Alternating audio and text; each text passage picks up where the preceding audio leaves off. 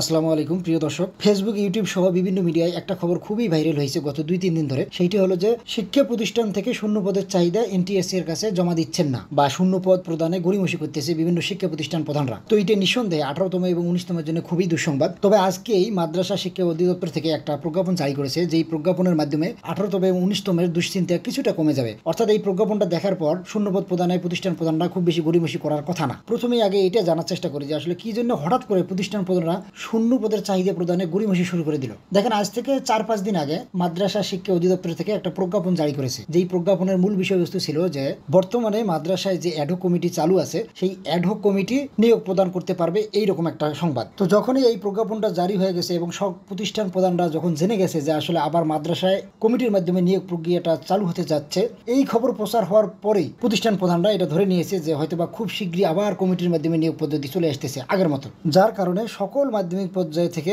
শূন্য পদের যে চাহিদা এইটা দেওয়ার ক্ষেত্রে গড়িমসি শুরু হয়ে গেছে। তবে আজকে 12 তারিখে মাদ্রাসা শিক্ষা অধিদপ্তর থেকে আবারও একটা প্রজ্ঞাপন জারি করেছে, যেই প্রজ্ঞাপনের মূল বিষয়বস্তু হলো, তো দর্শক এই হলো প্রজ্ঞাপনটি, যার বিষয় হলো দাখিল আলিম ফাজিল কামিল মাদ্রাসায় অ্যাডহক বা বিশেষ কমিটি অথবা ম্যানেজিং কমিটি বা গভর্নিং বডির মাধ্যমে নিয়োগের নির্দেশনা সংক্রান্ত আদেশ বাতিল প্রসঙ্গে উপর্য বিষয় সূত্রের পরিপ্রেক্ষিতে জানানো যাচ্ছে যে মাদ্রাসা শিক্ষা অধিদপ্তরের 4 নভেম্বর 2024 তারিখে স্মারক নং এত অনুযায়ী জারিকৃত দাখিল আলিম ফাজিল কামিল মাদ্রাসায় অ্যাডহক বা বিশেষ কমিটি অর্থাৎ ম্যানেজিং কমিটি বা গভর্নিং বডির মাধ্যমে নিয়োগের নির্দেশনা সংক্রান্ত আদেশটি অনিবার্য কারণে বাতিল করা হলো।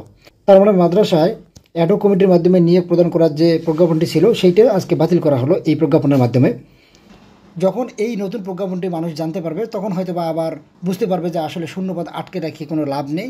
সেক্ষেত্রে হয়তো বা আবার শূন্যপদের চাহিদা এনটিএসসি এর কাছে তারা জমা দেবে। তবে বিষয়টা 18তম এবং 19তমের জন্য খুব টেনশনের কারণ ছিল।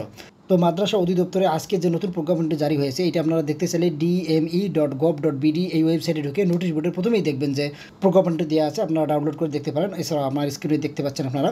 তো এখন এইটা বেশি প্রচার হয়ে গেলে হয়তো বা সকল প্রতিষ্ঠান প্রদান মনে করবেন যে না, আসলে শূন্যপদ আটকে রেখে কোনো লাভ নেই, আবার আগের মতো আমরা শূন্যপদ প্রদান করে দিই। তো দৈনিক শিক্ষার রিপোর্ট অনুযায়ী সর্বশেষ প্রায় 13,000 শিক্ষা প্রতিষ্ঠান থেকে শূন্যপদের চাহিদা দেওয়া হয়নি। তো 13,000 শিক্ষা প্রতিষ্ঠান থেকে যদি 2টে করেও শিক্ষক হয়, সেই ক্ষেত্রে 13×26,000 শূন্যপদ এখানে আটকা। তার মানে এইটা ছাপার কিন্তু হচ্ছে 18তম এবং 19তমরা। তো আশা করি মাদ্রাসা অধিদপ্তরের আজকের প্রজ্ঞাপনটি দেখার পর আসলে শূন্যপদ আর আটকায় রাখানোর কোনো সুযোগ নেই বললেই চলে। কারণ যেহেতু কমিটির হাতে নিয়োগ আসতেছে না, সেক্ষেত্রে শূন্যপদ আটকে রেখে লাভটা কি? লাভ নেই তো কোনো।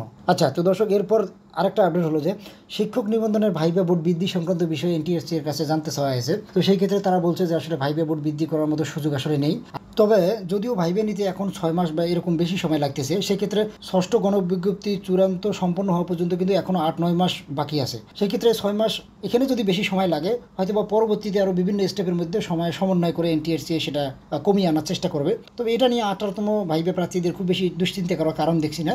তো 18তমদের জন্য এই মুহূর্তে সবচেয়ে বেশি ইম্পর্টেন্ট হলো যে খুব ভালোভাবে কীভাবে আপনারা ভাইবাটা সম্পন্ন করবেন এই বিষয়ে। আর একটা খুব ইম্পর্টেন্ট বিষয় হলো যে 18তম এবং 19তম প্রার্থী যারা এই মুহূর্তে আছেন, আপনারা আপনাদের বাড়ির আশপাশ যেসব শিক্ষা প্রতিষ্ঠান আছে, সেই সব প্রতিষ্ঠানে আপনারা একটু খোঁজ নিয়ে দেখতে পারেন যে শূন্যপদ আছে কি না এবং তারা শূন্যপদের চাহিদা আসলে দিল কি না। এই বিষয়টা তাদেরকে যদি এনকারেজ করে আপনারা শূন্যপদটি এনটিএসসি এর কাছে জমা দিতে পারেন, সেক্ষেত্রে এটা আপনাদেরই পরোক্ষভাবে লাভ আর কি। হয়তো বা আপনার চাকরি না হলেও আপনার মতো আরেকজন বেকার কর্মসংস্থান সেখানে হবে। তাই সকল 18তম এবং 19তম প্রার্থীর এই মুহূর্তে উচিত যে পার্শ্ববর্তী যেসব প্রতিষ্ঠান আছে সেই সব প্রতিষ্ঠানে স্বপ্নদিত হয়ে খোঁজ নেওয়া এবং তাদেরকে শূন্যপদ প্রদানে উৎসাহিত করা।